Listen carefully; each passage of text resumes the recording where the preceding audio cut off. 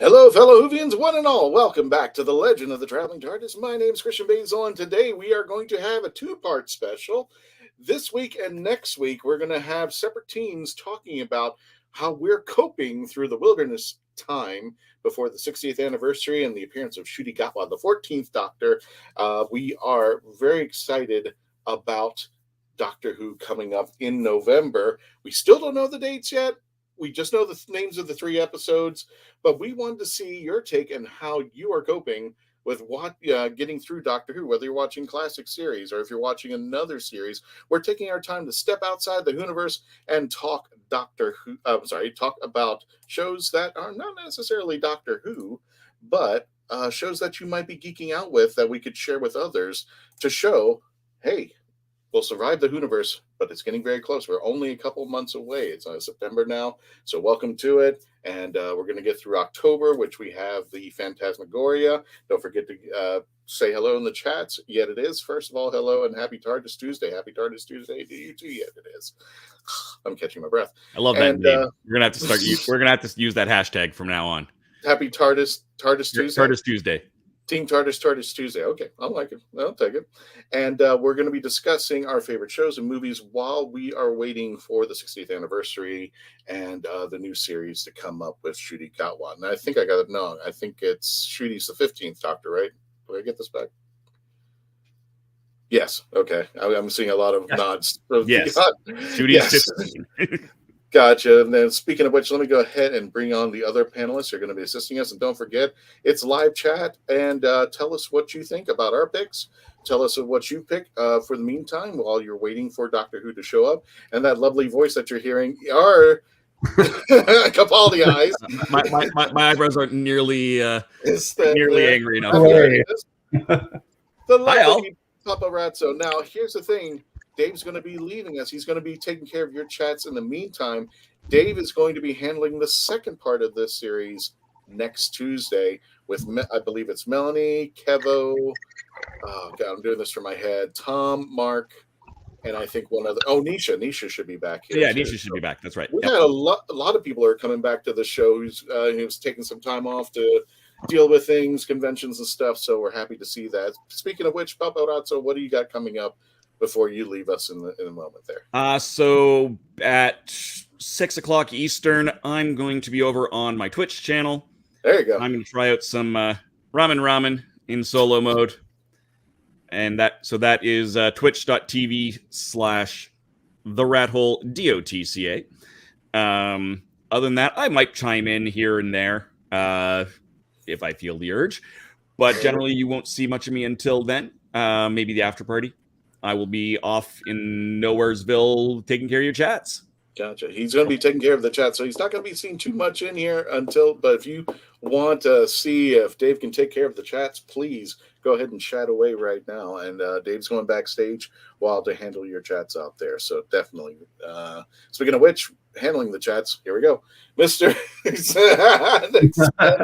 Handling chats, what? Of the Cosmic Mask and Nick Smith Films. How you doing there, Nick? Welcome. I can't believe you're saying there's life outside of Doctor Who. Every day is Doctor Who. I know. Yeah. Everybody was saying this, and just to let people know, this conversation started because we started talking to each other about, what are you watching? I don't know. What are you watching? What are you watching? And then all of a sudden it's like, why are we making an episode?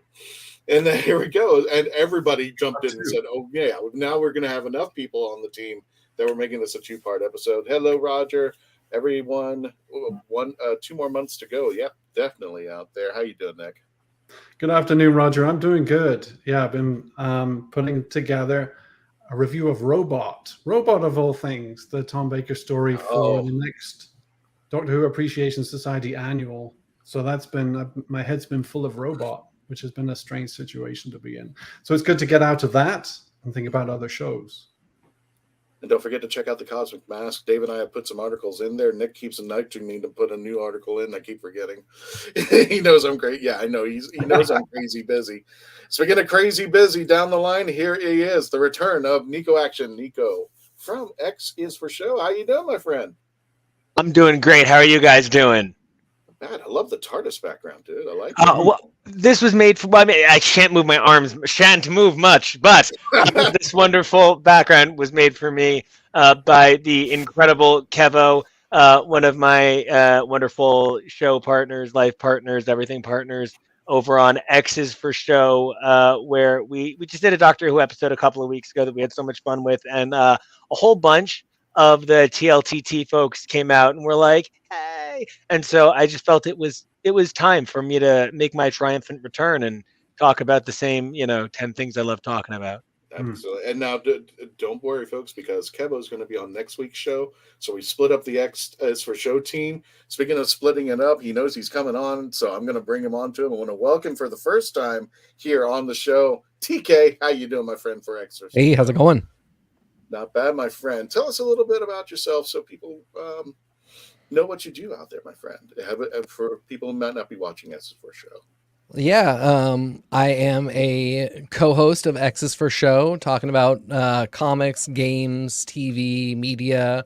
I am a reformed media studies teacher and student, and just basically anything even slightly geeky I will talk about ad nauseum. Gotcha. Well, welcome, TK. Thank you for bringing up 1/3 of the show for X is for Show. Don't forget to check him out over there. You can see the tagline in there. X is for Show. You guys talk about everything comics, geekdom, everything, correct? Oh, yeah. Speaking of a man who talks about everything, he does his show every Sunday night at 10 p.m. Eastern Standard Time. There is Mr. James Enstell from Geek to Me Radio. How you doing, sir? Good. How are you? I need to take a deep breath. Not bad there, sir. As you can check out, also X is for Show, Geek to Me Radio, the rathole.ca. You can check them out on the YouTube channel, Geek to Me Radio. Thank you for coming back there, James. It's been a while, Thanks dude. I know Pensacon's just around the corner. It was just a while ago for us. Oh, feels like we were just there. We were just there, and now we're going to be going back possibly. So. Looking forward to it. That's always a great show.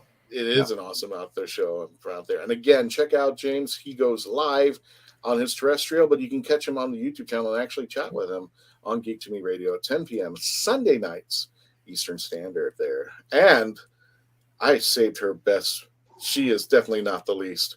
We're bringing in the lovely Song Swan cosplay, better known as Jessica. How you doing, Jessica Womack?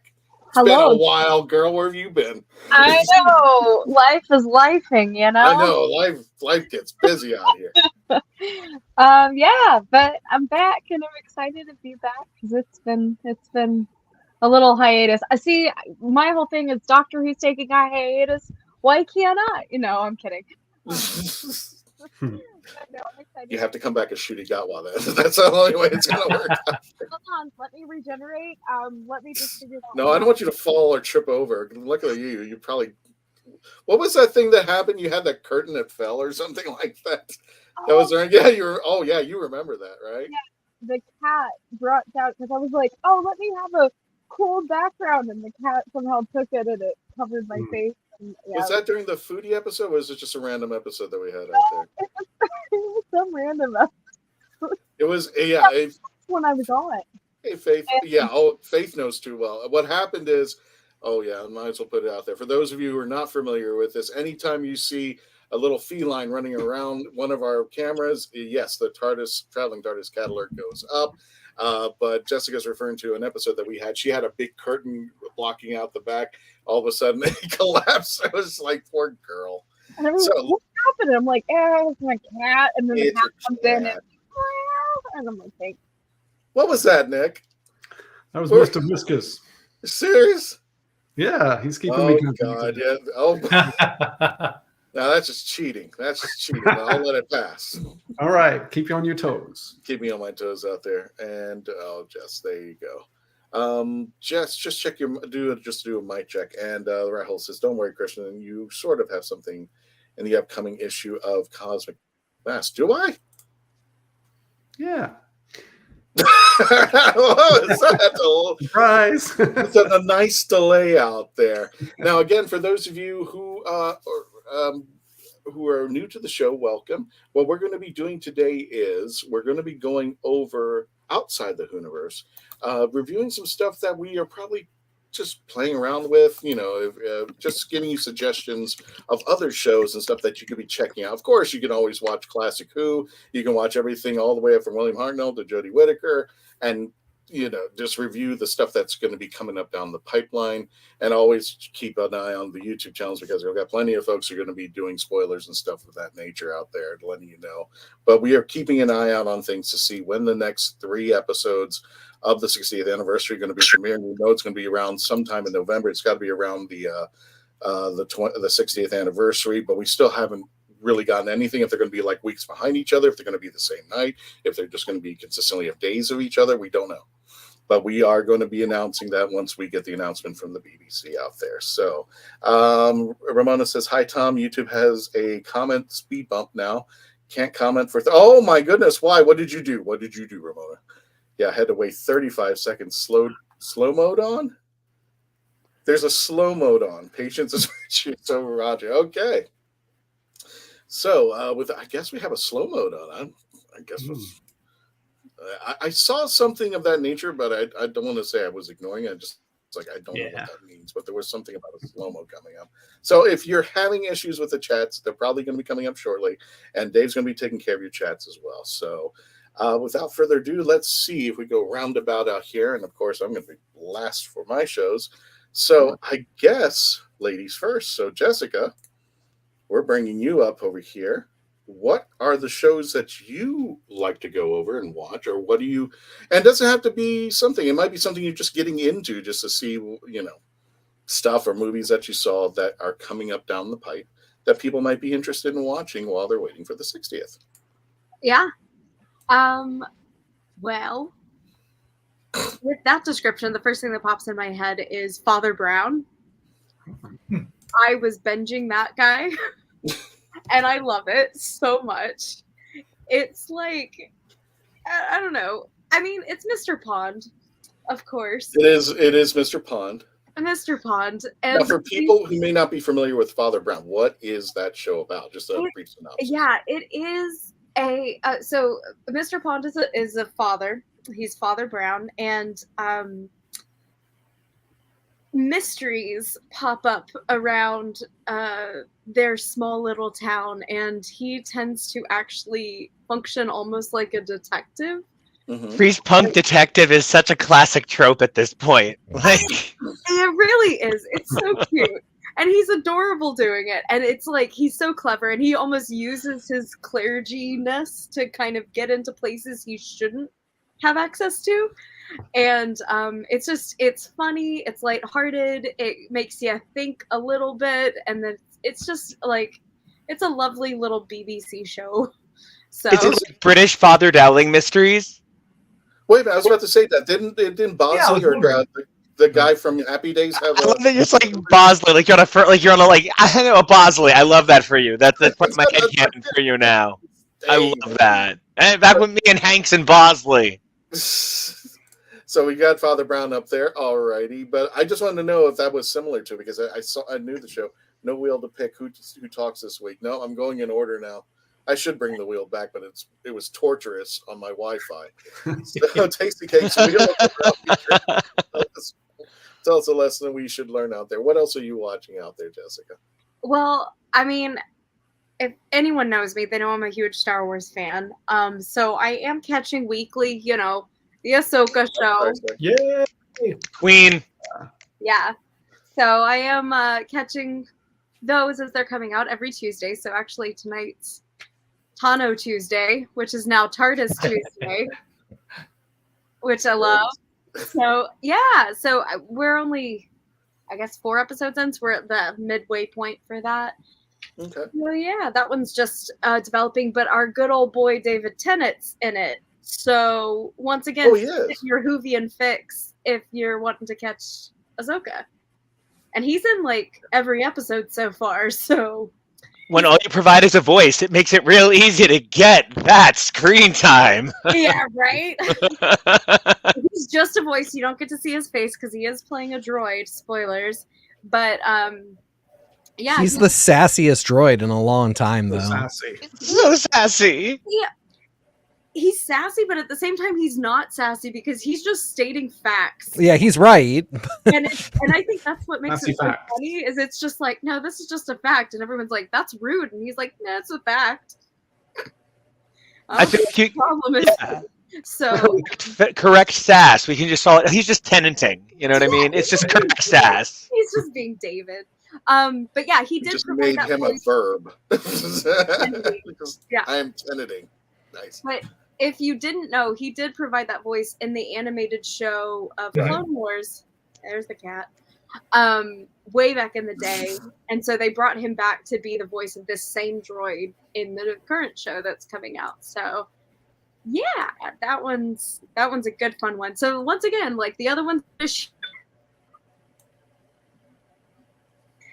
the British humor. Sorry, my cat's playing. Can't broke it.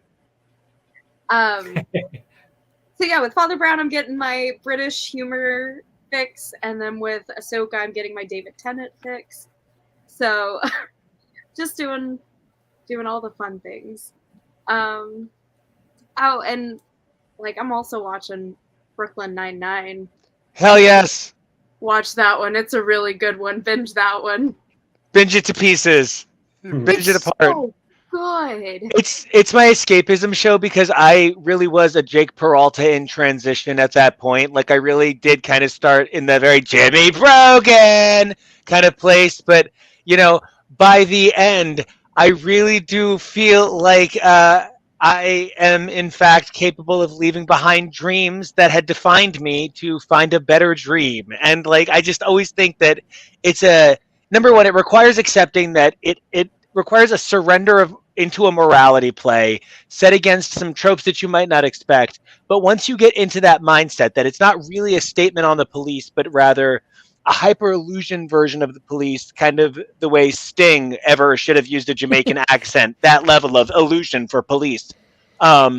It really is just such a tremendous ride of learning to love yourself, and in that regard, learning to love others. The whole gist of it, of the fact that it's masked as this like comedy, it's like The Office, but it's cops, and it's so funny and lighthearted, but it's not. There's so many depths and layers. So much growing, so much power. Yes. Totally. So totally. It's beautiful. So if you're wanting escapism, it does that. But if you're wanting something with a lot of heart and a lot of growth with the characters and which I'm sure is a lot of the things that makes us fall in love with Doctor Who.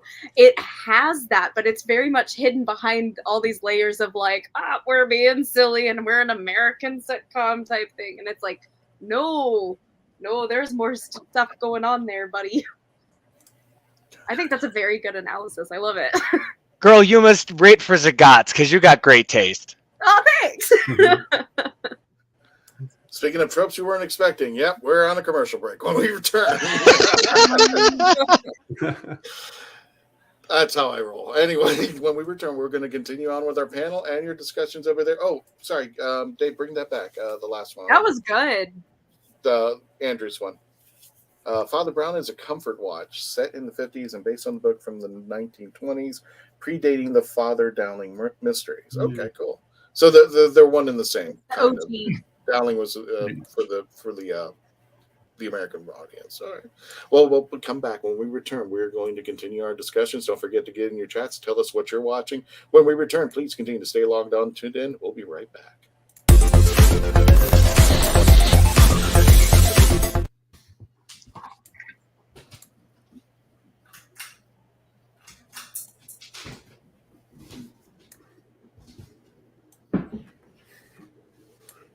We are a touring acoustic duo crashing kitchens around the country. We go from house to house every Friday night and we create music, we create food, a good time, we stream it live and we do it for free. So now we're just really kind of like trying to develop it and build a community group that people believe in, then they'll help us.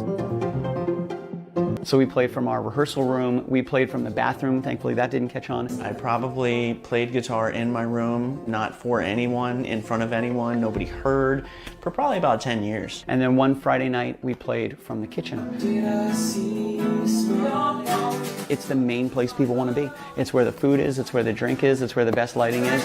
You can go to any party and I guarantee you, the kitchen is going to be popping. Our ultimate goal, I think, would be to crash kitchens every Friday all around the world.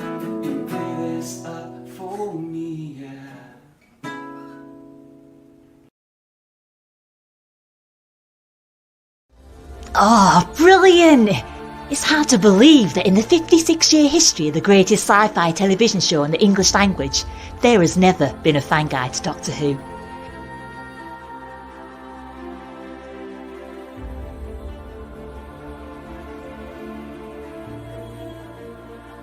The official books might give you what they think you need to know, but only a guide written by a true fan will give you what you really want to know. Join Whovian, the brilliant Mackenzie Flaw, as she takes you on an intensive journey inside the world of the first female Doctor. In the Binge Watcher's Guide to Doctor Who, Season 11. Right, let's get a shift on.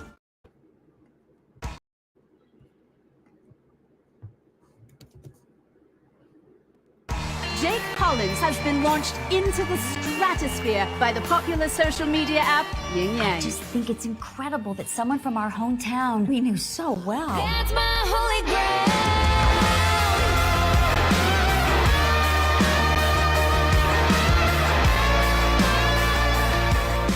grail. You are the closest thing this town has to a hero. I'm still just Jake.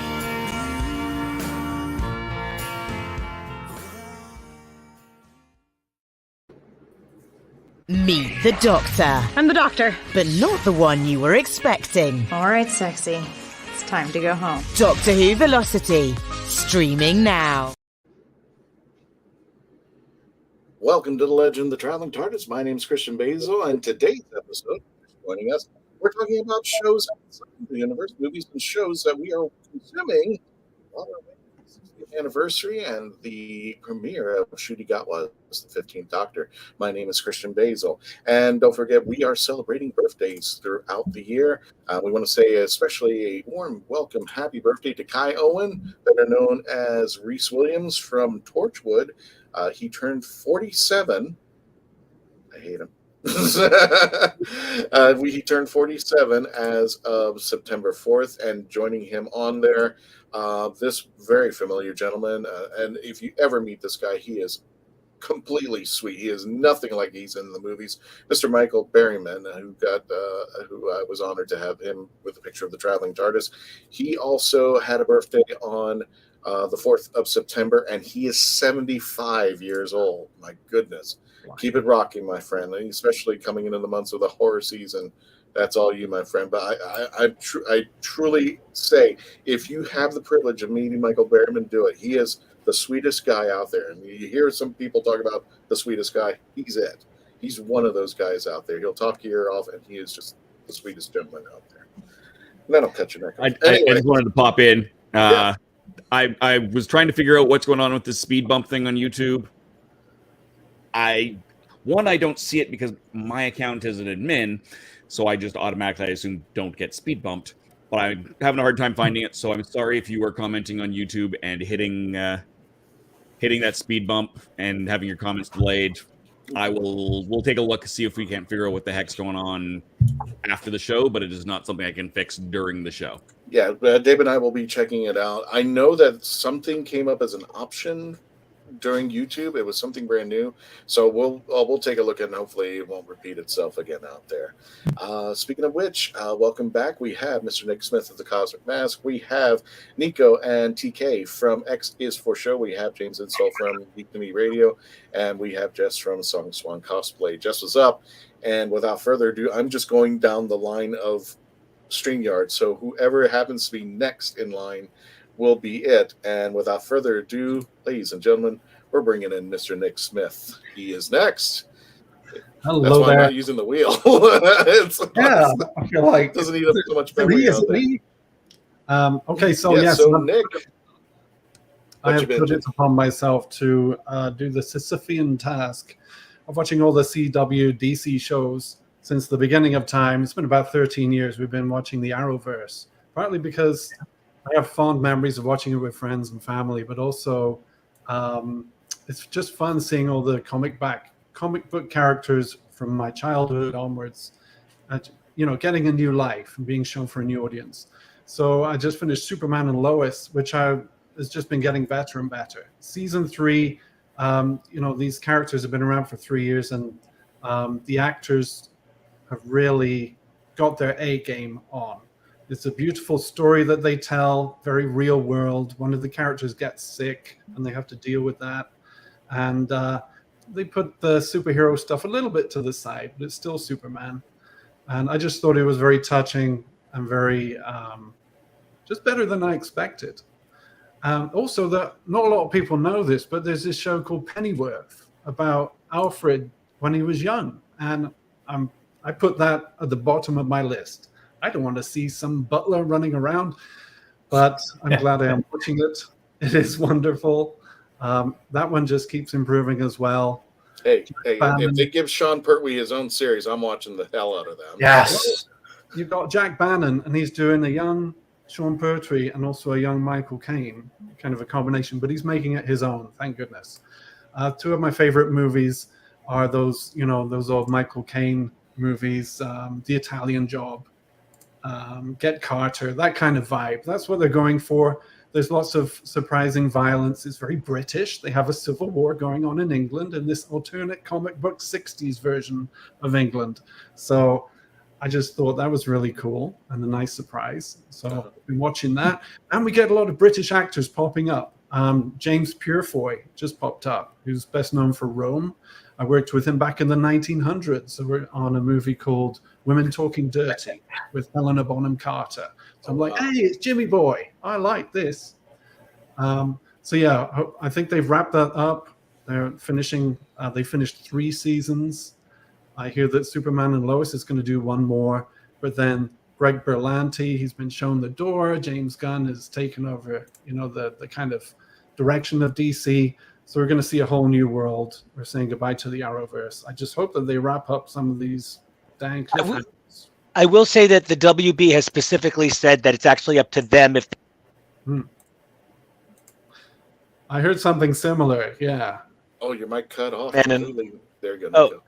It Can went you hear out me? for completely. Yeah. Are we there now? We good? Yeah. Try it again. Terrific. Tell us, So, Nico. Tell us. the WB has been saying that the CW, geez, the WB, the CW has been saying it's their decision on whether or not there's a 5th season, and it's really just on Lois and Superman and Lois, whatever anymore, getting the ratings and the streams and the talking online and the X word, or I don't know how to pronounce what that website is called anymore. But you have to go on those social sites and like talk about it. So if you watch it and you like it and you want to make sure Tyler Hoechlin keeps getting all of the protein powder he needs to stay that big, you got to start typing about it on the interwebs. Tyler Hoechlin he's Superman. He's perfect for that role, for the size of a TV frame. He's great. He's been wonderful since he started in Supergirl. And just to watch these actors grow and develop. Elizabeth Tulloch, who plays Lois, she's just improved as she went on. When she first popped up, I'm like, no, that's not Lois Lane. But now she's Lois Lane. So they grew on me. Also, there's an animated show called My Adventures with Superman. It starts off as a kind of, it's very anime style, very sweet, great for kids who don't know much about Superman. But then it's as if Zack Snyder kind of came in with a power drill and kind of added some dark bits and started threatening people and adding violence. So it starts off very sweet with no lore. And then by the end of the series, we've got lots of lore. But actually, they do play around with things. They twist things around. And it's just so much fun. So if you haven't seen that one, I would definitely check it out. Had a blast. Gotcha. Out there. Go. And without further ado, rotating around the wheel of non-existence. So I'm just going in order. Speaking of which, Nico, you're up. You're binge watching. We just had to switch a letter. I'm literally doing in order of StreamYard. We used to have the wheel of names. No, I understand.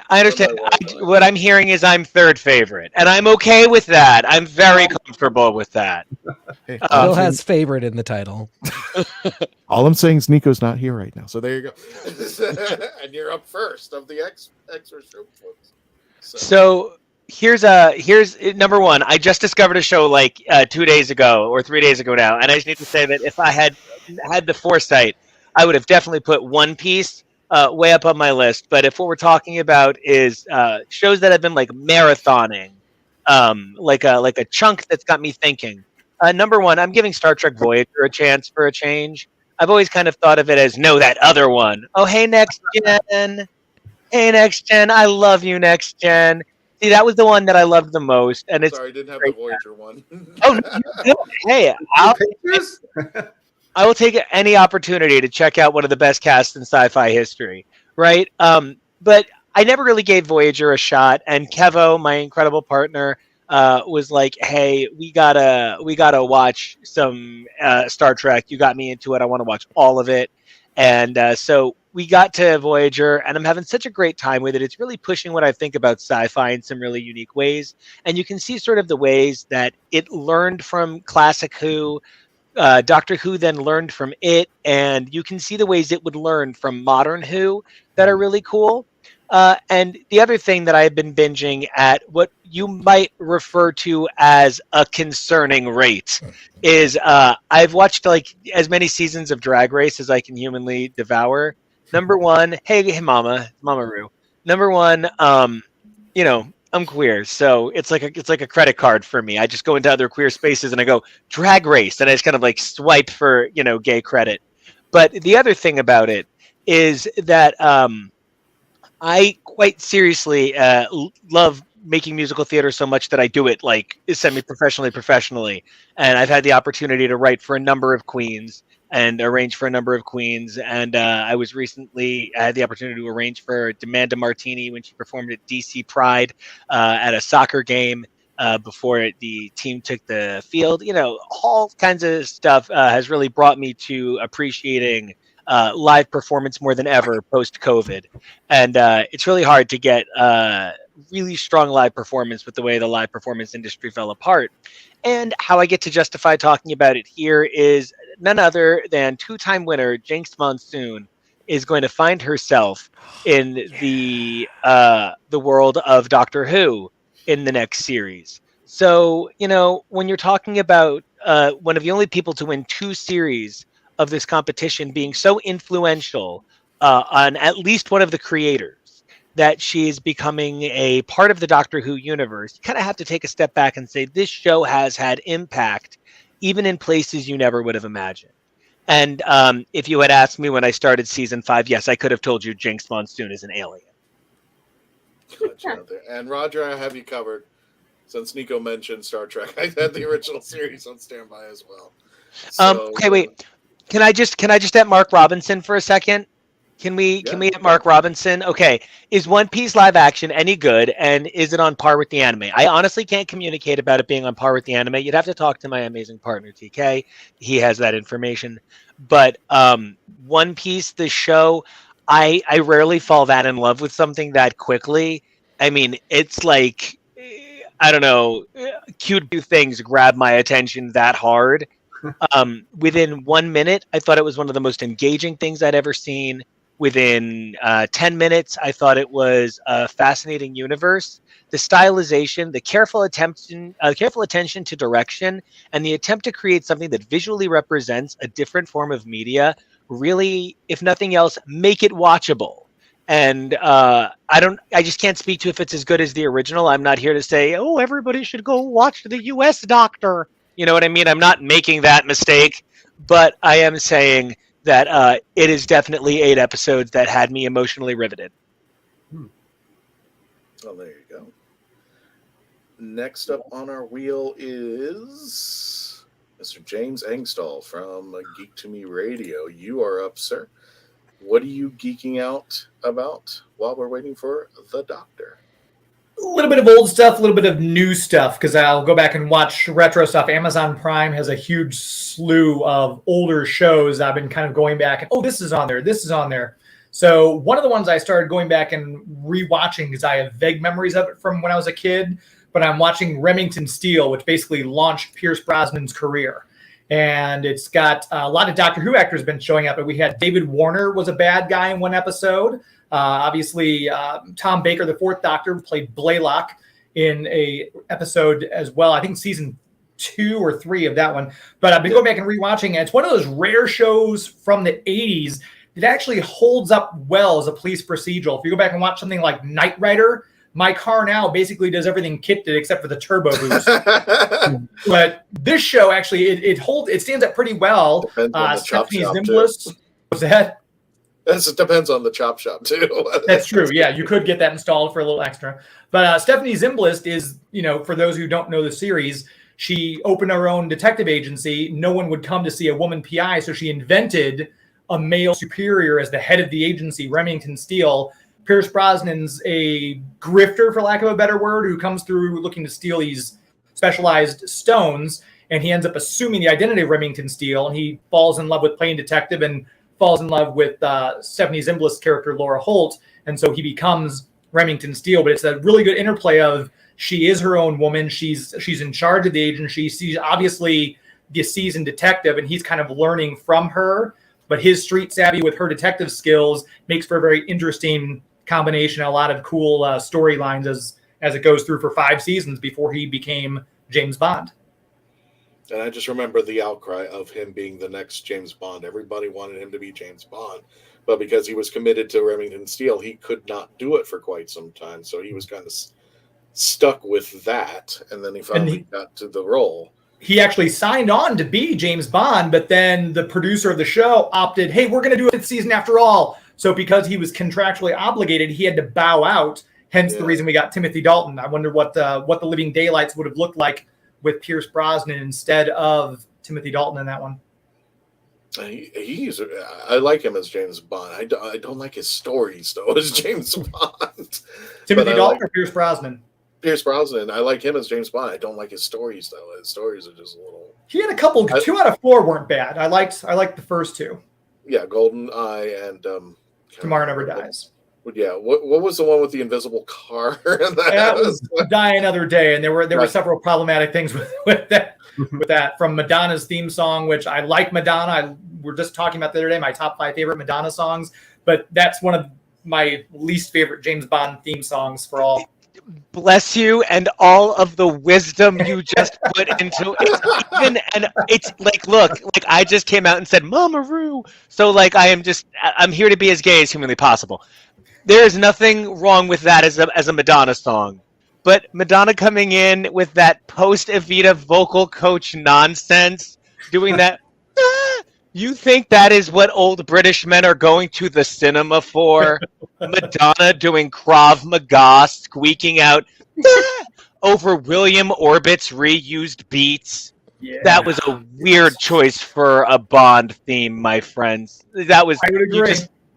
But again, now if you ask me from the other side of it, what a great single. Madonna sounds so good on it. Those post-Evita vocal coach moments where she's getting up to those high notes. She sounds great on those William Orbit beats.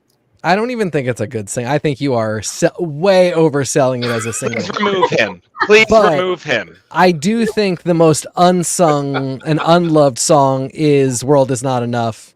Because Shirley Garbage. Manson is oh my gosh, that's a great theme song. I will agree. Garbage did a fantastic really job. Is. Yeah. And a great music video too. Shirley Manson is an android getting a bomb put in her butt. It's so good. But also Tina Turner coming in and doing that sexy Shirley Bassey. Yeah. Oh man, that's also that's a killer. Yes. Yeah. I'm dead. Okay. Thank you so much, Christian. That was very humanizing. Thank you. I was just going to let you two go for the next 20 minutes. We would too. Don't let us. James Bond talk. We'll be discussing James Bond theme songs. Yes, please. I think I'm in a minority because for the longest time I grew up Roger Moore. I was on the starter end of Roger Moore right when Sean Connery left, and "A View to a Kill" was always my song for the longest time. And I guess when I got older, I wouldn't say I ditched it. It's still one of my favorite, the James Bond song. But Gladys Knight's "A License to Kill." My God, that was I was like, God, well, now I really feel like Nico and TK need to join me on my show so we can just discuss and rate the James Bond theme songs at some point. So done and done. Except you have to let me unofficially include Bjork's cover of "You Only Live Twice." I was literally about to go na na na na na na. Like literally, that's why my hands went up. I don't know if I've heard that. I'll have to find that cover and do it. It's so amazing. It's an experience. Yeah. To Roger in the comments, I wouldn't count Pierce's singing in Mamma Mia as singing. Mixed reviews. Well, there's a thing called a patter song, and you give a patter song to a person who can't sing. Yes. Who wants to be in the show. And do you know what Blarg and Florge and Flock and Lars and Florben do? Because I don't know their real names, guys. You can make fun of my name as all you want. You're billionaires. You're an ABBA. But do you know what those guys didn't have in ABBA? It was people who were just really pretty and couldn't sing. They didn't have that. ABBA had really talented singers. Yes. So when you go, let me adapt an ABBA song for someone who is well-intentioned with the vocal range of a plank, it doesn't, Well, and that was my issue with them having Wolverine, who can singing out of his range. It's so out of his range. No, he's so good. He's an amazing vocalist. Like, his voice is amazing. What was that movie? Les Mis. Everyone's like, oh, well, Wolverine can't sing. And I'm like, no, he can. He's range. Check out his Boy from Oz, where he's I'm a homosexual between the moon and New York City. Peter Allen. He's Peter Allen. Or Hugh Jackman. No, I'm saying where Hugh Jackman is Peter That was Allen. the joke. I kept calling him Wolverine because I couldn't think of his name. Oh. I was so excited. I was like, Wolverine, Wolverine. I like that. That guy. Him singing Oklahoma. If anyone has not seen him singing Oklahoma on YouTube, that is such a classic video from his career. If you aren't in love with him now, you'll fall in love with his voice. It's beautiful. But yeah, I digress. I believe you upgressed, whatever that is. However you upgress. Yeah. Talking about Wolverine's voice. Because I couldn't remember Hugh Jackman's name. Bub. So yes, to bring that full circle, I'm really enjoying we're back. Steel.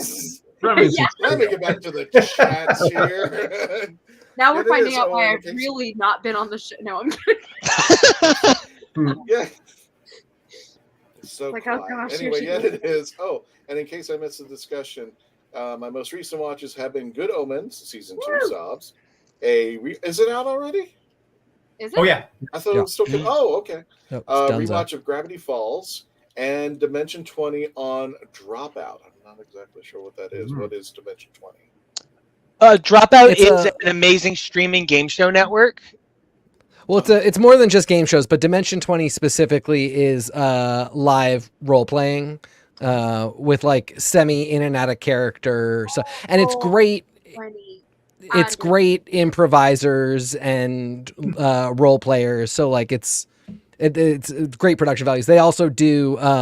They just did one called Dungeons and Drag Queens, which with a bunch of the girls from Drag Race doing a campaign, which is really fun and also well worth a watch.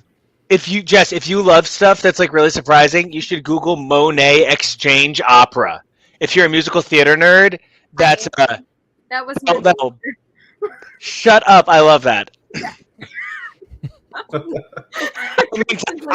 don't mean to like, give you approval that you don't need from me, but I wish to share it.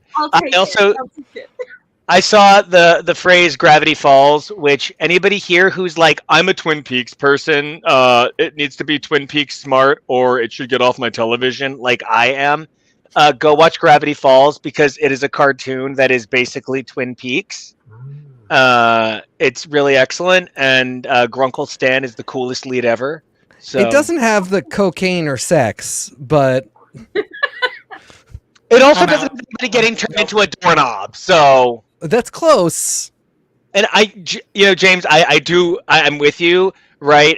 There are things that bring me to a TV show, but I'm telling you, Gravity Falls has everything you need. It's a remarkable attempt to make and like just like Doctor Who influenced sort of product. Like I think about the ways that TV is different from having said, like I was watching Voyager earlier. Like it is very different now. TV is completely different. And it's in so many ways thanks to the progressive storytelling and like Doctor Who not fitting into American TV molds and telling 10 episode stories. And you can see the ways that something like Twin Peaks might have influenced Doctor Who up front, but Gravity Falls is better for being in a Doctor Who universe. And like it's a really cool reciprocity. All right, cool. Damn good pie. Damn good segue. Well, anyway, might as well. Speaking of segues, here we go. We're going commercial break. When we return, we will continue our discussion with our panelists about their favorite shows and your favorite shows and TV shows that you might be geeking out. I saw your comment, Roger, earlier. Yeah, there's going to be a lot, and especially when we get to my stuff, I have a few in there that I've been geeking out too. When we return, we're going to go. We did save them last, but not least. God dang it! There we go. TK will give us his take. I can't even. I can't even. All right, let's go to commercial break before I have a meltdown. Here we go.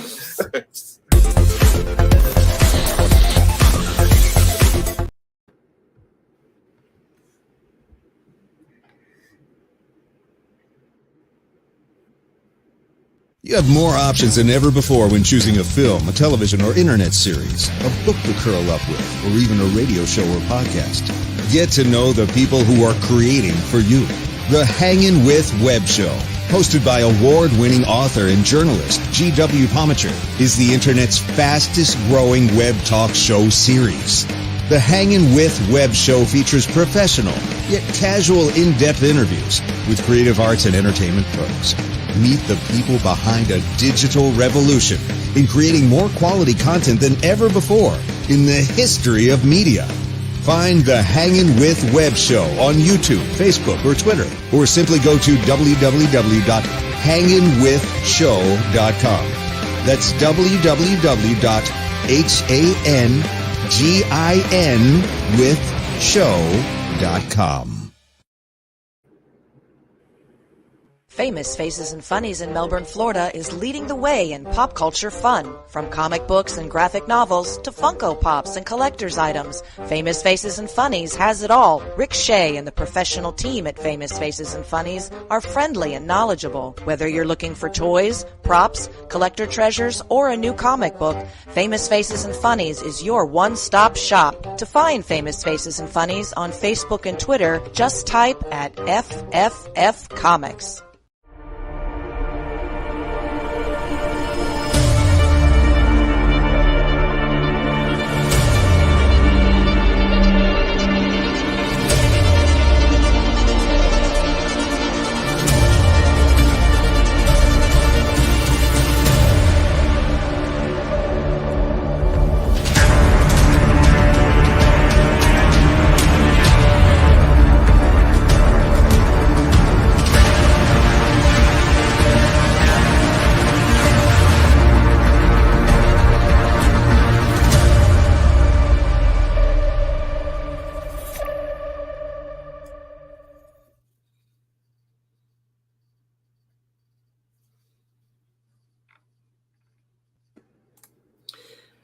During all of October, starting October 1st through the 31st, we're going to begin the Legend of the Traveling TARDIS's 31 Days of Halloween. That means we've got pictures, music videos, things from the past, and things from the future. That's going to be Halloween related and Doctor Who. And plus, we're going to have special episodes of the most scariest moments, what we're going to be talking about here throughout the entire month of October. Again, that starts October 1st, the 31 Days of Halloween on the YouTube channel and the Facebook page. If you haven't already subscribed, go ahead and do this right now, or just wait until after the show to do it.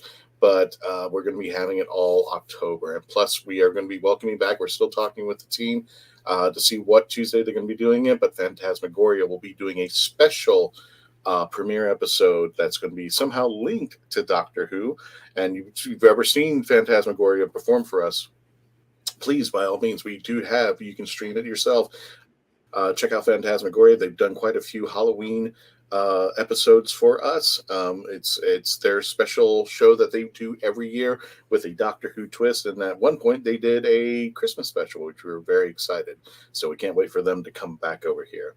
And speaking of which, just, well, you know what? Let me not talk about it. Let me show you a preview of Halloween Horror Nights over at Universal Studios. Now, I got to say, this has nothing to do with Universal or Comcast, but every year, everybody who is loving Halloween and loves the TARDIS, you get to see the TARDIS in some really interesting... Let me show you the preview.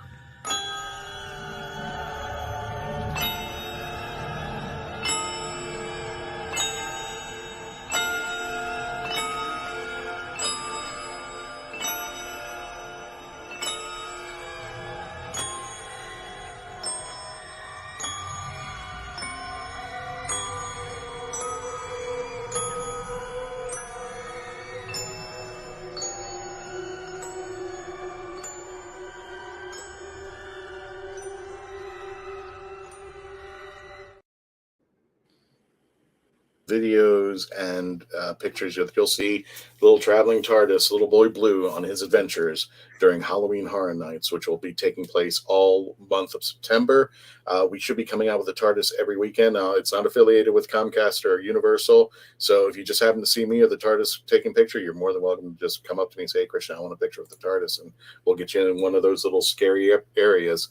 But we want to welcome back our team, Nick Smith, Nico, and TK from X's for Show, Nick Smith from The Cosmic Mask, Jess, who has returned to us at Song Swan Cosplay on the Instagram, and all the way in the corner at the other side is Geek to Me Radio on the YouTube.com, and our friend who's going to be taking care of the chats, who's off stage right now, is Dave from the rathole.ca. Don't forget to subscribe and check out all of our affiliations. There he is.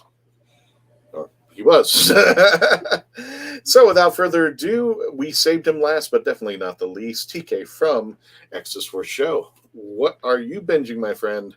One of the big ones I've been binging post Doctor Who to like get my reincarnated hero fix has been Avatar and The Legend of Korra. Both of which I've seen a billion times, but I don't care. I love, because I've also watched every episode of Doctor Who a billion times. So, I love these these teams each generation, and I love all of the other avatars, and this is such a great series. It makes me smile. What do you like about I've heard about this a lot, and I'm not a big fan, but somebody's coming in looking in peripherally, and especially I know about the bad taste that M. Night Shyamalan gave for the movie. What is this for somebody who's coming out peripherally? What would you describe somebody like me what this series is about? It is about a world unlike ours in many ways, but like ours in so many others, that is divided into 4 nations, each of which is basically powered by an element. The citizens that can control the element are called benders, and benders sort of drive the power of the nations. And 100 years ago, the Fire Nation basically attempted to take over the world, and the Avatar, who is a being who can control all 4 of the elements, regardless of what nation the Avatar is born into, who's supposed to be kind of a peacekeeper and a symbol for all. During the attack of the Fire Nation, the Avatar disappears. The show starts 100 years later when the Fire Nation has kind of fascist control over the world. And the Avatar is rediscovered, and he's a young boy who has not quite mastered his powers and taken on his full destiny. And it's kind of about how he has to come into his own against the backdrop of figuring out how to save the world from this fascist nation. Gotcha. And about this series, The Legend of Korra. Yeah, so I mean, this is the sequel series. This is the Avatar reincarnates, and each time they incarnate into a different person in a different nation. So Avatar Aang from the first series was an airbender, and Korra is a waterbender. So this is 70 years later, or 75 years later.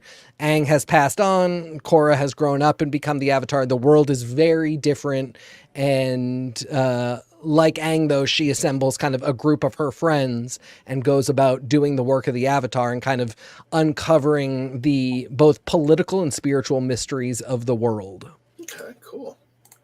I've been trying to get into anime, and as soon as I go into 5 seconds of it, I get out, and I don't know why. So I will say with Avatar, the first season was finding its footing with the animation, and it very much feels more anime in the first half of the first season. Once you get past that, it stops. Even the artistic design changes to be less anime influenced. And it's the heart of this show. It's masked as a kid's show. So once again, that first half of that first season is very much geared towards younger audiences. And as it progresses, it very much finds a much more mature undertone that you pick up, and and that's why it has such a large fan base, not just with younger audiences, but with adult audiences as well, because it deals with growing up with different parental situations that might not be positive, or others that had positive. And it also deals with disability. It deals with all these other elements that are very mature elements. And it's like, I think one of the biggest things that the main character in the first series goes through is like, how do I keep my core beliefs, but also maintain what everyone expects of me? And when they're at conflict. And that's an adult idea, and it does it in such a mature way, but it also speaks to both younger and older. So that's why you hear a lot of people rewatching it as adults, because they're getting something they didn't get when they were kids out of it. But if you watch it as a kid, you also get your own things out of it, of like, oh, I totally get this. So I would say, yes, it is very difficult to get into if you are not into anime. I would say it's absolutely worth kind of pushing through that first hump of them just kind of doing their one-off episodes, because they are, and it is a little bit rough if you're not anime learned. I would say this would be my first quote-unquote anime. This is baby's first anime for sure. Well, because it's American. It doesn't come from the same anime tradition, but they really were, America imported a lot of really cheap anime that they didn't dub or translate well, and they just gave it to kids because kids don't care. It's animated. They'll just watch it. And I think Nickelodeon kind of went in with that same ethos of like, just pump out the episodes. Don't worry about how it is. And the creators ultimately, once they really figured out what they had on their hands, they did really kind of move away from saying, let's just be cheap and throw it out there, and really made something complex. But yeah, I didn't watch it until I was in grad school. I think I must have been like 25 or 26. But it took me, I watched it with my partner, and he's somebody who will push through and I am not. And it really took him saying like, it's going to be on and you don't have to watch it with me, but I'm going to keep watching it through to the end.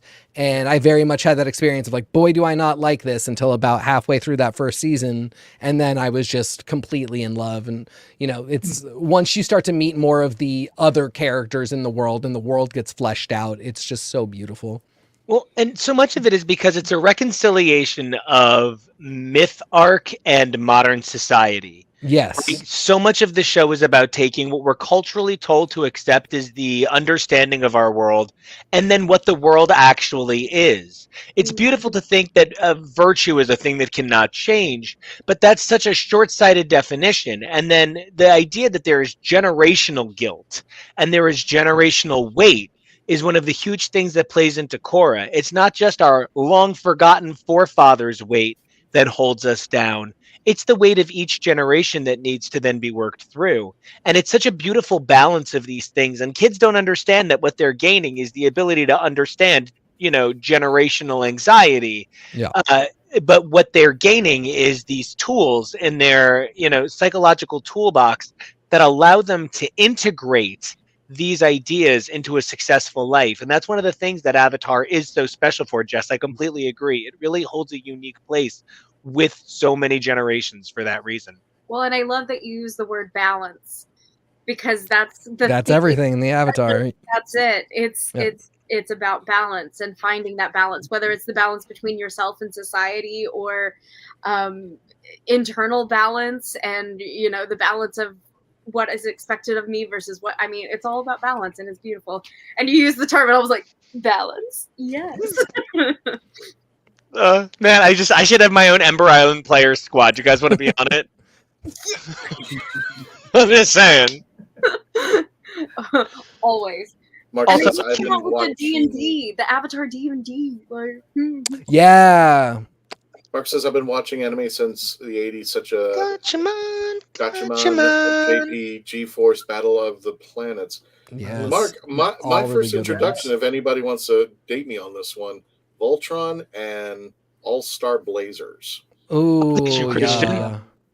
I'll take you out. I just remember that. I just remember the All-Star Blazer ship getting the Thank you, Nick. crap getting kicked out of it every episode or something like that. They kept fixing it. I think they started every episode with bang, bang, bang, bang, bang. They were fixing the ship on something. But we can name Voltron. St. Louis. That's St. Louis anime right there with the Koppler family. How they kind of brought that over, and they're the ones who did all the dubbing and everything like that, and kind of pushed that into syndication. So we got a giant Voltron statue in St. Louis in the Loop. Oh, that's so cool. If we can talk about bad make, because I was like, this is baby's first anime, and it's American, so it's not truly anime. If anybody here was a Power Rangers, VR Troopers, imported, reused, Japanese Sentai footage person, at some point you scrolled across the USA Network's Tattoo Teenage Alien Fighters from Beverly Hills. Yep. And it's the only show I can think of where the kids gain their superpowers by crawling into an oven. And it is, that is an example. Yeah, that's how they get to their command center. They own a pizza shop, and they have to crawl into. It was absurd, and and I always think that and Battlestar Galactica, that should get a BSG level remake. I agree. Right? Oh my god, that and Mystic Knights of Tir Nanog. Let me go ahead and break, guys. I don't mean to cut you off, but we're just going to go into the after party. We'll continue this on. But let me go ahead and do the after party real fast, because I know you guys got a lot to talk about. I haven't even told my stuff, and I'll get to my stuff in the after party as well out there.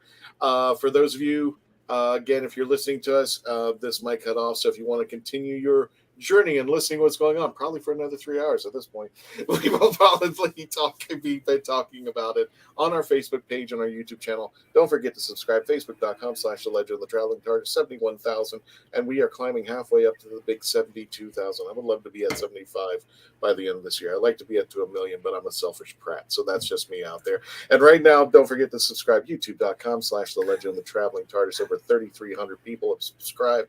Well, I think you're a selfish Hemsworth. Chris or Liam? It's selfish Pratt, so we're running Chris's. Oh, okay. That works for me. And if you like to listen to our audios, iHeartRadio, sci-fi.radio, download the app for free, Odyssey, Spotify, Spreaker, Podbean, wherever you listen to your favorite podcast, you can listen to us. But we're just going into the after party. This will only take a second. For those of you watching, please stay tuned. We're going to be talking more, and I'll give you my take on what I've been geeking out with, and we'll continue on because there were some honorable mentions that are in my arsenal, and we haven't gotten to them. So I'll bring those up in just a moment. So everybody stand by. Thank you for those of you listening. Everyone else, stick around because we will be right back after this little ditty.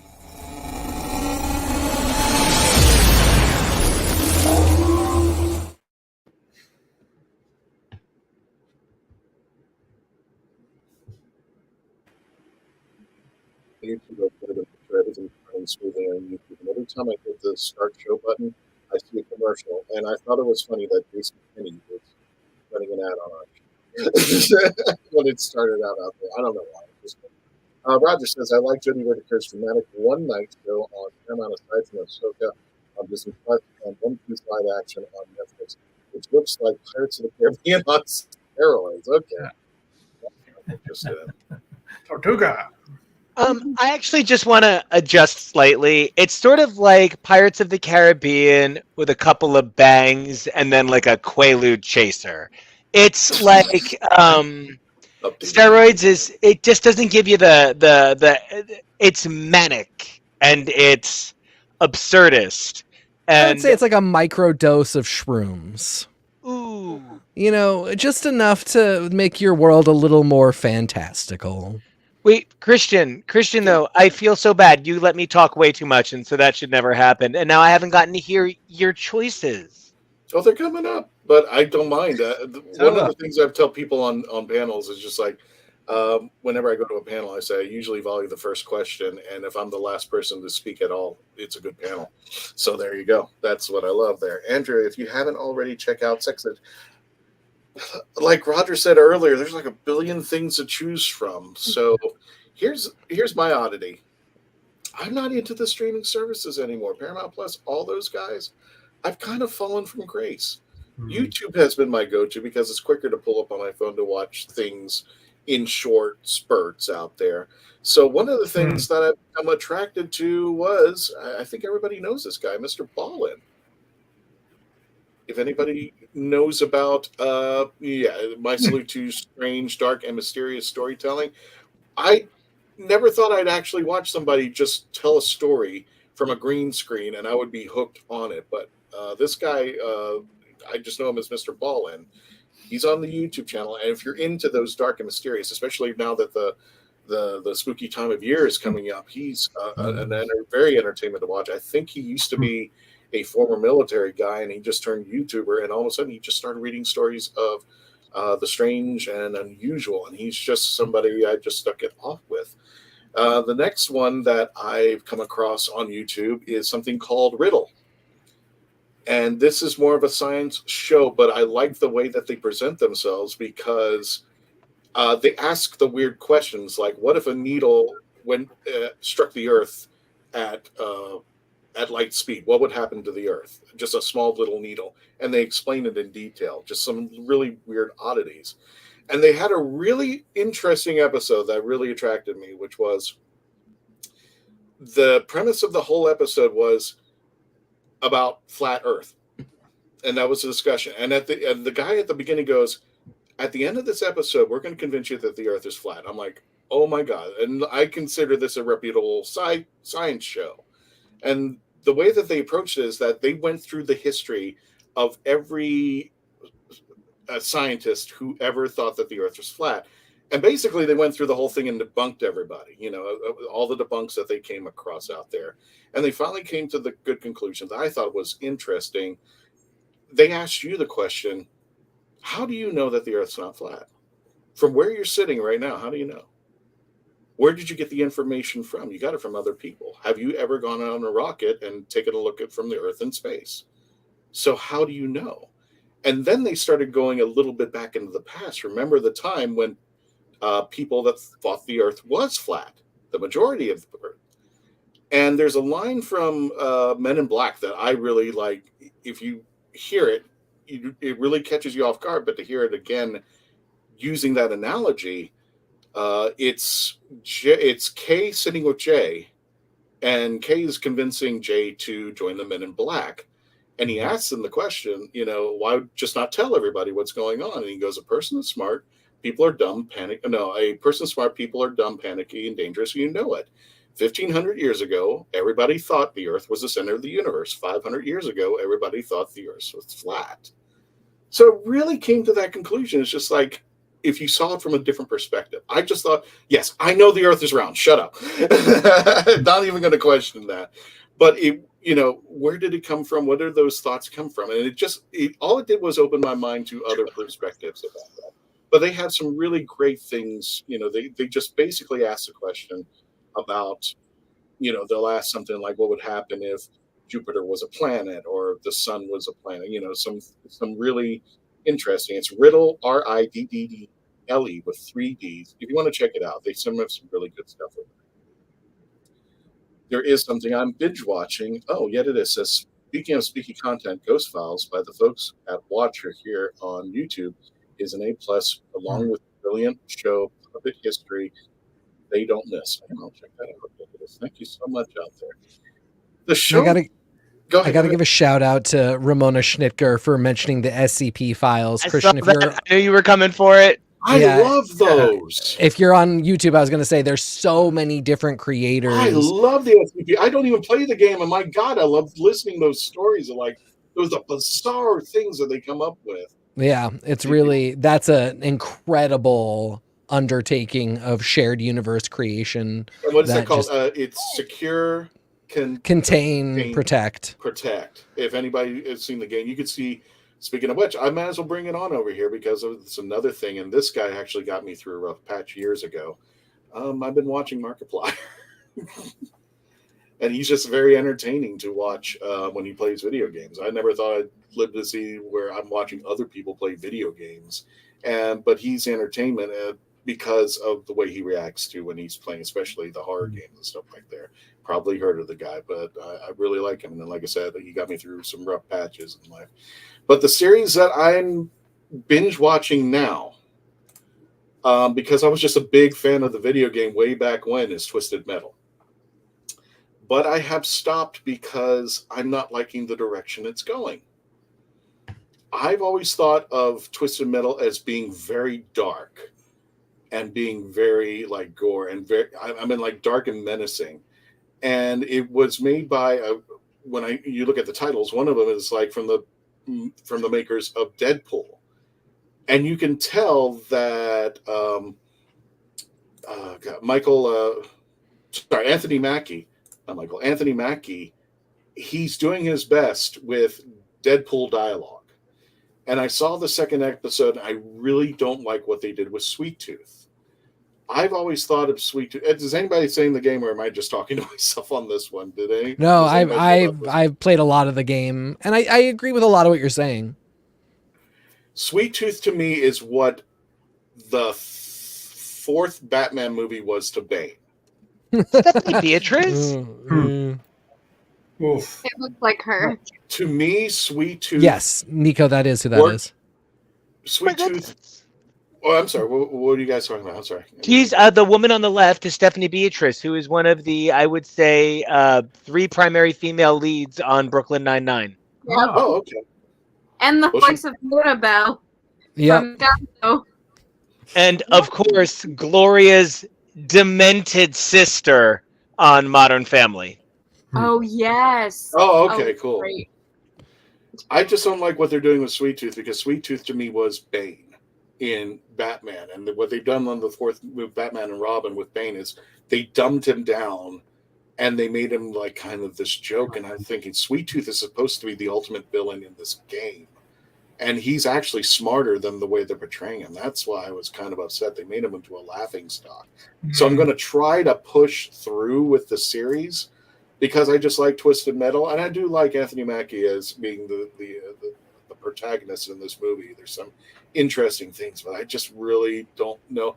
First thing when I see something like this, I'm like, did you guys even watch the video game, or you just wrote a script on things that you heard about from the video game?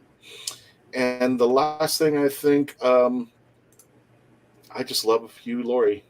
Oh yeah, and I've just A been classic. recycling through this. Yeah, classic. And I mean, this is one of those. Medical Sherlock Holmes. You know, Yeah, I but actually legitimately used to work in Princeton, and it's just so funny how they used certain buildings and said certain buildings were other buildings. And it's the kind of thing where I would drive by and I would be like, why lie? You use both exteriors. Why swap them? Why lie? Why lie? But no, also, I love those first 4 seasons. Kevo, if he's still in the comments section, will tell you, I literally hold all characters in the entire universe up to the standard of cutthroat bitch. And no, really, everybody on the planet, I hold up to the standard of cutthroat. I just like. She's perfect. I just like the fact that if anybody who's seen House knows what the hell you're talking about. That's her I know Cutthroat B, right there. But I just, Hugh Laurie, this was the role he was meant for. He's been in a billion roles beforehand, but he, and he played the character so well. But the thing is, the scripts were so wonderfully written because it did challenge the dynamic on all ends. It basically presented every ideology, any question about a topic, and they threw it on a platter and said, here you go, think for yourself. And those are the kind of things that I kind of miss in, kind of today's. I haven't seen anything like this, but those are my stuff and go to. And of course, the last thing, I know I had a lot, but for the last thing I had, of course, that just makes my smile is Red Dwarf. The boys from If I could jump back to House for 1 second, just to enhance your point. Go ahead. The other thing that House gives you, if you are kind of like a sci-fi person, is look, it's never actually this ridiculous. But like Lisa Edelstein is the woman in the upper left-hand corner. And anybody who knows anything about New York club kids scene, she was like literally like the last of the really famous New York club kids and LA club kids. And she wound up becoming an actress through projects like House and projects like The West Wing. And she's really famous for how dry and deadpan she is. So they always give her these lines. And it's always something along the lines of, House, are you telling me that this person has a baby shark growing in them, and the only person who can operate on them is a person who has a baby dolphin growing inside of them, and the dolphin and shark hate each other? And House is like, yes, and it's called shark dolphinitis. And like, it is never that sci-fi, but the places it goes are so beyond the scope of what we consider within foundational medicine that it actually really adds a layer to it. That if you're also a sci-fi person, House is a great escape. It's a wonderful escape. Hugh Laurie, for crying out loud, Jesus, he's just a wonderful actor in my eyes, and can't do no wrong. And I grew up with him in Blackadder. I mean, to see him take on a comedic role in Blackadder and then move his way up, or what is it? What's that rat movie? God. Michael J. Fox is the mouse. Stuart Little. Stuart Little, yeah. I mean, yeah, he's done like 100 movies beyond. He's not in Ratatouille. I know my Ratatouille facts. I was like, I'm sorry, I had to get my rodent right before I could say it. But yeah, I mean, he's always been the background actor. I've never seen him like take on the lead role. And then when he pulls off House, I'm like, Jesus. But yeah, Red Dwarf. I'm at every episode. Christian, did you? It's fun. Yeah, go ahead. Did you end up seeing The Night Manager, Christian, on Amazon Prime? It's Tom Hiddleston's the lead, and House is the bad guy. Who's so good as the villain. I haven't seen that. Yeah, I just need to hunker down and say that. But there's just like, there's so much, as Roger mentioned, there's so much to binge out there, and some of it you just want to kind of, it's like a warm blanket sometimes to go back to and just relive, like House and Red Dwarf. They're just nice. And there's some things that I just want to explore, like Twisted Metal, because there's some familiarity. I love the game. How do you treat the game? And it's just like, oh, please don't be another one of those. You're going to make the game, but you're going to do it in a way that it doesn't really stick to the original. And I understand people want to experiment and try stuff, but you got to remember there is an existing IP. And if you don't follow it, and I'm really worried that if I keep going, I'm not going to like what I see.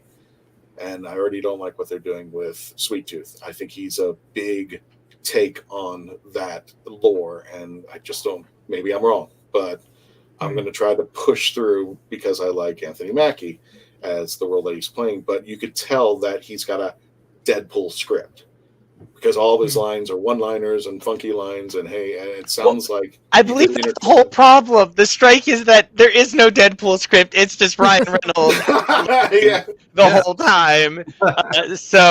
But unfortunately, I have run out of all of the ad-libs in my script, and I have to make my Mackie Wad dash. But I think you are all just the greatest crew in the world to house me. You're such beautiful people. I'm so grateful for getting this opportunity to hang out with just absolutely the coolest cats in the litter. And I want to thank you all for being so welcoming to my weird stuff. And you should come check us out, because so many of the amazing people here come and hang in our comments section. It's an absolute gift. And I want to thank you for sharing your folks with me and making me just feel like the heppest cat. A lot of cat metaphors. Get me away.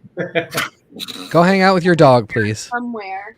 TK, we got a question for you. TK, why do you think live anime struggling doing live action? I have seen only good live.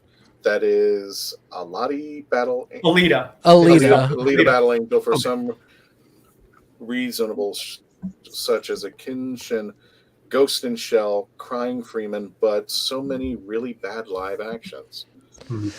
Yeah, I mean, it's a lot of factors. A big one is, almost every anime out there is a product of Japanese culture that gets imported to America as an animated product, and already with, translating and dubbing, we get the first level of, well, Americans won't understand that, so we're going to editorialize. When you go to do a movie, on top of saying Americans won't understand that, execs start saying Americans don't like that. Americans want this. Nobody's going to want to watch, name any amazing Japanese actress to play the major in Ghost in the Shell. They want an American that they know. So it's going to be Scarlett Johansson. Choices get made along the way that I think really hamper any adaptation's ability to just be a quality piece of media, regardless of whether or not it would do well at the box office for Americans. Because they're not good, that becomes the other problem. You might be right that, these execs might be right in that Americans won't watch a lead actress that isn't someone they know and recognize. Maybe from a business perspective, that is true. Americans are also pretty good at recognizing an absolute disaster. We can enjoy not quality films that are fun. That's why the Transformer movies do really well. But when things are just bad, we can't do that. And unfortunately, that's what happens with a lot of anime adaptations. They just aren't good. Poor decisions get made all along the way. I don't understand why after all this time nobody's learning lessons, but I'm so impressed with what the crew at One Piece was able to do as far as like picking up on lessons, even from other bad Netflix shows like Cowboy Bebop, which broke my heart into 1,000 pieces because it's probably my favorite anime of all time. Nope. Go for it, my friend. Yes. This just bringing up Robotech.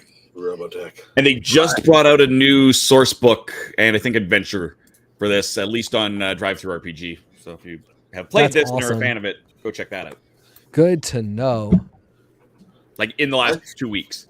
Well, it's the same thing with Twisted Metal. I mean, when they're moving games into the social media realm, I said it's my guilty pleasure. People storm me on it, but I said one of my favorite movies of all time, because it's just a guilty pleasure, is Mortal Kombat. It's not meant to be an Academy Award winning film. No. It's just the way it is. It had Christopher Lambert, yes. So, and it was just to be mindless entertainment because everybody wanted to see all the fatalities and stuff, and wanted to see their favorite characters come to life. I think that was one of the few movies. Now, I haven't seen it yet, but the Mario Brothers, the new one, the Super Mario Brothers. Oh, so good. Yeah. So good. Right. If you do it right, I haven't seen it, so I can't criticize on that. But from what I'm hearing, if you can move it forward and stick to what came before and work with it, I think you can.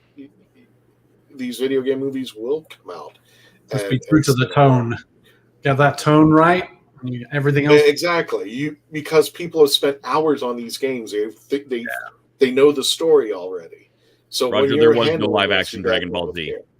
Didn't exist. Nope. Nothing. I pretend Mortal Kombat Annihilation didn't happen. I pretend that's an alternate universe or something. So, as far as Mario Brothers, I love the new one. Love the new. I turned it on for like background noise, but it could not be background noise. I'm like, but no, I still love the original. I still love the. I'm with you, John Leguizamo and Bob Hoskins. I think that is a fantastic film. It really is, and it was way beyond what the world was ready for. Yeah, it's strongly stylized in a very difficult direction for people to just like get. But I mean, it's something that, when I talk to younger people, like younger Gen Zs who really want to know like what the 90s were like, I'm like, honestly, if you look at the Mario movie, it heightens all of the terrible best sensibilities of 90s aesthetic and like, not just visual aesthetic, but like aesthetic for what we thought great stories and like great movies were. All you kids with your video game movies. Give me board game movies. Give me more Clue and give me more Battleship. That's what I couldn't agree more. Clue was a great movie. Don't go dissing Clue. Your video game movies, you kids. Flames. They always say you can tell what kind of person you are by what movie you know Tim Curry from. And I always think of Tim Curry as Wadsworth. So. Oh yeah. That is the most quotable movie I can think of. It's Clue. 1 + 2 + 2 + 1. Well, yeah, exactly. 1 + 2 + 2 + 1. And no means yes. What do you mean? Things like that. It's like no. Then again, we had a comment talking about the Dungeons and Dragons movie. Yes. Which really was fantastic. Surprised by how much I liked it, and I saw it with a avid Dungeons and Dragons who that is their hyper fixation, and was like, "Oh my gosh, this is so good." And I was like, I was scared, and they were like, "Me too." But it was brilliantly done. I was like, okay. The only thing I complained about was I was like, there needed to be a spell slot joke, and there wasn't. And I wanted there to be a spell slot joke that someone was out of it. Like they implied it, but they didn't say it. And I'm like, you got to save something for the eventual sequel. Exactly. I think the really smart thing it's all about choices, and they made so many smart choices with that movie. Like the fact that it is not there to give you 15 minutes of exposition about how Dungeons and Dragons works and what the world is, throws you right in because every Dungeons and Dragons game, the world has existed. Yeah. You are lived in character. I'm new as in like the past 3 or 4 I was a 2020 learned how to play D&D in 2020 virtually. And so you do just kind of get thrown in. You're like, you're going to figure it out. Yep. You're going to sink or swim, but you don't have to know everything. Part of the fun is discovering this is how a thing works. Yeah. And I think it did that. It captured that very well. So it worked well for people who knew nothing about Dungeons and Dragons, and it worked amazingly for people who were like, meh, I know what that is. Yeah. It did that very well, and I was very happy with it. So that was a good choice by comment person who said they are enjoying Andrew. it. Yes, agreed. Andrew, I think his name. Yeah. Yeah. It was Andrew, yeah. And Roger thinks they should have a Magic the Gathering movie someday, and I think that would potentially. They had a bunch of novels back in the 90s. They've been doing them actually the whole time. Yeah. They still do them. Some of them are great. Some of them are horrible. Yeah, they're wildly different. Thankfully, owned by the same company, so there's a very good chance that the lessons that were learned in terms of how you take a world that is based on, not just magic systems, but literal rules, and take those rules and translate them into the rules for a script. You're giving them a lot of credit for learning lessons from the past. I know. I'm praying. Especially They probably won't learn any lessons, but that would, the lessons are there to be learned should they choose to. Let's say that. Okay, that's fair. Okay, what was the movie that really was a disaster? And I can't remember.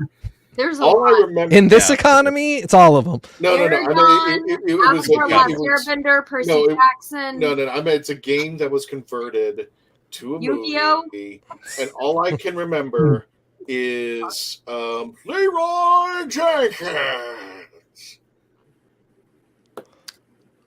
I know what you're talking about, and I'm just completely drawing a blank. Oh my god! What? No, I'm gonna look. Meanwhile, yeah. Jumanji count as a... But yeah, somebody brought up here Sonic the Hedgehog movies. Oh yeah. And I loved the first one. Oh, World of Warcraft. World of Warcraft. The Warcraft movie. The Warcraft movie Oh. actually was not, I think that will be looked back upon with a little more forgiveness than it was at the time. I think so much of it was bad marketing and just weird development. Yeah.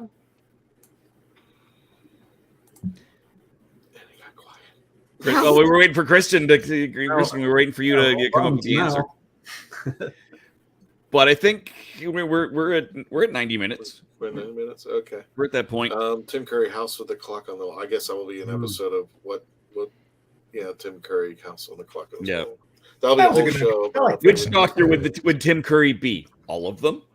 Yes. At the same time. He is his own doctor. That's its own episode. You come and say like what type of doctor Tim Curry would be. Yep. I love that.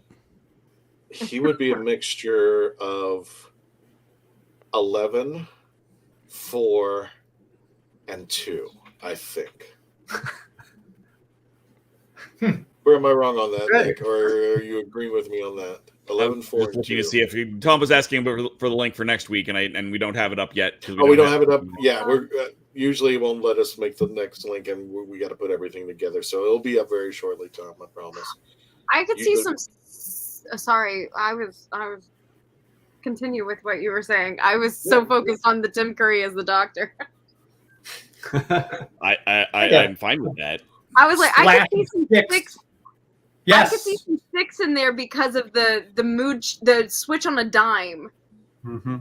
Because I can see the whimsical, and then the nope, we're gonna do a complete 180 attitude. Like I can see that as with Tim Curry. Sorry. So I was like, I can see some 6 because 6 is like, yes, everything is horrible. It is horrible. Okay, buddy. Yet it is just answer was World of Warcraft where Leroy Jenkins came in. I don't know why that character I know, but I don't remember the game. It's just like 6 for Tim, 100%. Yeah. Mm-hmm.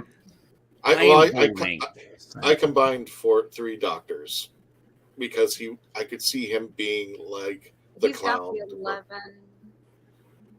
I can see 2 as well. Like, yeah. 11. 11 switches on a dime too. Remember the space whale? I can't remember. But I feel like 11's more calm about it. He's the I'm scary because you're not yelling at me.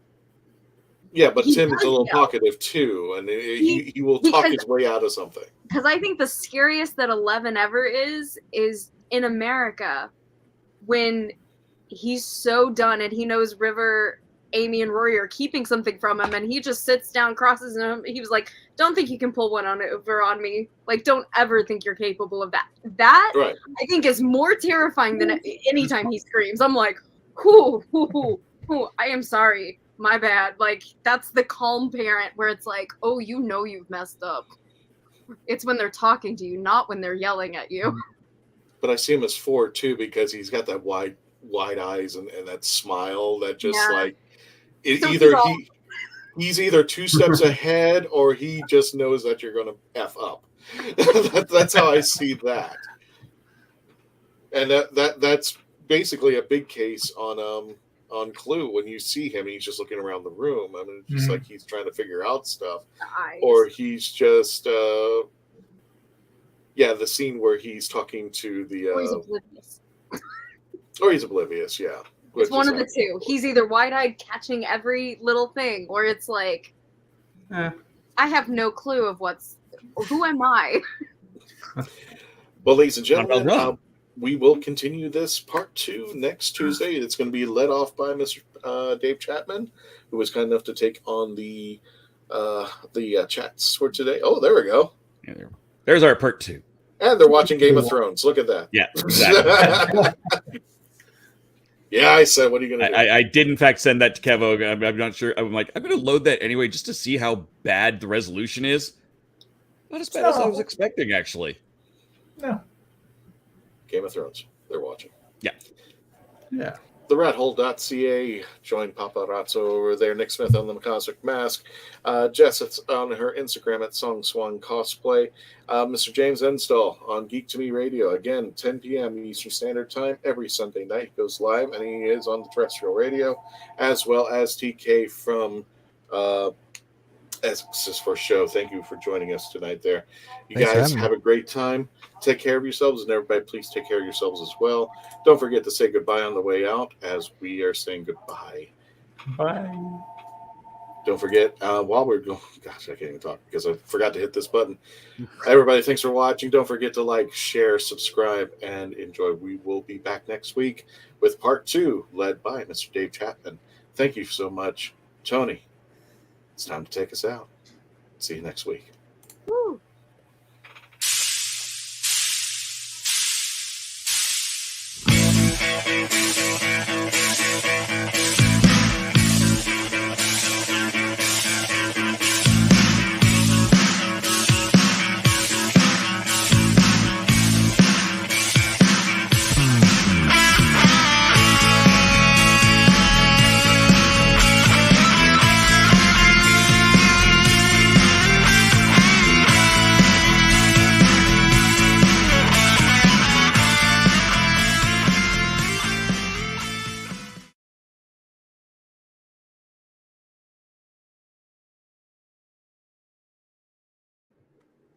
We're still live. We're not. Well, welcome to the Legend of the Traveling TARDIS, the after show, where we wait for Christian to hit the end broadcast button, but we all make fun of Christian for not doing it.